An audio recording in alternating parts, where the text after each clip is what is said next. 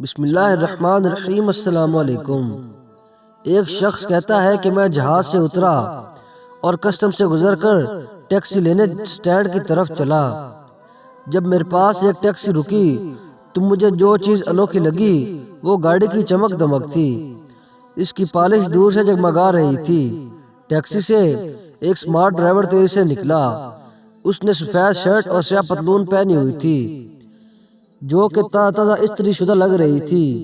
اس نے صفائی سے ٹائی بھی باندھی ہوئی تھی۔ وہ ٹیکسی کی دوسری طرف آیا اور میرے لیے گاڑی کا پچھلا دروازہ کھولا۔ اس نے ایک خوبصورت کارڈ میرے ہاتھ میں تھمایا اور کہا، سر جب تک میں آپ کا سامان ڈگی میں رکھوں آپ میرا مشن سٹیٹمنٹ پڑھ لیں۔ میں نے آنکھیں موچ لیں۔ یہ کیا ہے؟ میرا نام سائیں ہے، آپ کا ڈرائیور۔ میرا مشن ہے کہ مسافروں کو سب سے مختصر، محفوظ اور سستے راستے سے ان کی منزل تک پہنچاؤں اور ان کو مناسب ماحول فراہم کروں۔ میرا دماغ بگ سے اڑ گیا۔ میں نے آس پاس دیکھا تو ٹیکسی کا اندر بھی اتنا ہی صاف تھا جتنا کہ وہ باہر سے جگمگا رہی تھی۔ اس دوران وہ اسٹیئرنگ وہیل پر بیٹھ چکا تھا۔ سر آپ کافی یا چائے پیئیں گے؟ آپ کے ساتھ ہی 2 تھرموس پڑے ہوئے ہیں جن میں چائے اور کافی موجود ہے۔ میں نے مذاق میں کہا کہ نہیں، میں تو کوئی کولڈ ڈرنک پیوں گا۔ وہ بولا، سر کوئی مسئلہ نہیں، میرے پاس آگے کولر پڑا ہوا ہے، اس میں کوک، لسی، پانی اور اورنج جوس ہے۔ آپ کیا لینا چاہیں گے؟ میں نے لسی کا مطالبہ کیا اور اس نے آگے سے ڈبہ پکڑا دیا۔ میں نے ابھی اسے منہ بھی نہیں لگایا تھا کہ اس نے کہا، سر اگر آپ کچھ پڑھنا چاہیں تو میرے پاس اردو اور انگریزی کے اخبار موجود ہیں۔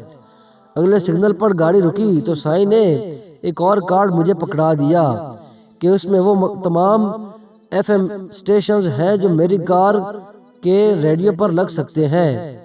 اس کے علاوہ ان میں وہ تمام البم بھی ہیں جن کی CD میرے پاس ہے۔ اگر آپ کو موسیقی سے شوق ہے تو میں لگا سکتا ہوں۔ اور جیسے یہ سب کچھ کافی نہیں تھا، اس نے کہا کہ سر میں نے ایئر کنڈیشنر لگا دیا ہے، آپ بتائیے گا کہ ٹیمپریچر زیادہ یا کم ہو تو آپ کی مرضی کے مطابق کر دوں۔ اس کے ساتھ ہی اس نے راستے کے بارے میں بتا دیا کہ اس وقت کس راستے پر سے وہ گزرنے کا ارادہ رکھتا ہے کہ اس وقت وہاں رش نہیں ہوتا۔ پھر بڑی پتہ کی بات پوچھی، سر اگر آپ چاہیں تو راستے سے گزرتے ہوئے میں آپ کو اس علاقے کے بارے میں بھی بتا سکتا ہوں، اور اگر آپ چاہیں تو آپ اپنی سوچوں میں گم رہ سکتے ہیں۔ وہ شیشے میں دیکھ کر مسکرایا۔ میں نے پوچھا، سائیں کیا تم ہمیشہ سے ایسی ہی ٹیکسی چلاتے رہے ہو؟ اس نے چہرے پر پھر سے مسکراہٹ آئی۔ نہیں سر، یہ کچھ 2 سال سے میں نے ایسا شروع کیا ہے۔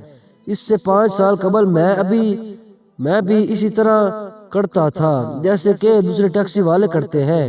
پھر میں نے ایک دن کسی سے سنا کہ سوچ کی طاقت کیا ہوتی ہے۔ یہ سوچ کی طاقت ہوتی ہے کہ آپ بطخ بننا پسند کریں گے یا عقاب۔ اگر آپ گھر کے مسائل کی توقع کر کے نکلیں گے تو آپ کا سارا دن برا ہی گزرے گا۔ بطخ کی طرح ہر وقت کی ٹے سے کوئی فائدہ نہیں۔ عقاب کی طرح بلندی پر اڑو تو سارے جہاں سے مختلف لگو گے۔ یہ بات میرے دماغ کو تیر کی طرح لگی اور اس نے میری زندگی بدل دی۔ میں نے سوچا، یہ تو میری زندگی ہے۔ میں ہر وقت شکایتوں کا انبار لیے ہوتا ہوں اور بطخ کی طرح سے ٹے کرتا رہتا ہوں۔ بس میں نے عقاب بننے کا فیصلہ کیا۔ میں نے ارد گرد دیکھا تو تمام ٹیکسیاں گندی دیکھیں۔ ان کے ڈرائیور گندے کپڑوں میں ملبوس ہوتے تھے، ہر وقت شکایتیں کرتے رہتے تھے اور مسافروں کے ساتھ جھگڑتے رہتے تھے۔ ان کے مسافر بھی ان سے بیزار ہوتے تھے، کوئی بھی خوش نہیں ہوتا تھا۔ بس میں نے خود کو بدلنے کا فیصلہ کیا۔ پہلے میں نے چند تبدیلیاں کی، گاڑی صاف رکھنی شروع کی اور اپنے لباس پر توجہ دی۔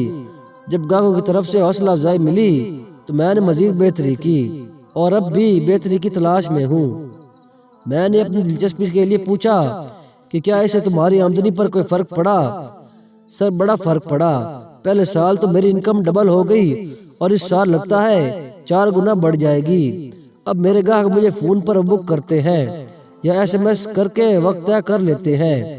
مجھے لگتا ہے کہ اب مجھے ایک اور ٹیکسی خریدنی پڑے گی اور اپنے جیسے کسی بندے کو اس پر لگانا پڑے گا۔ یہ سائیں تھا۔ اس نے فیصلہ کیا کہ اسے بطخ نہیں بننا بلکہ عقاب بننا ہے۔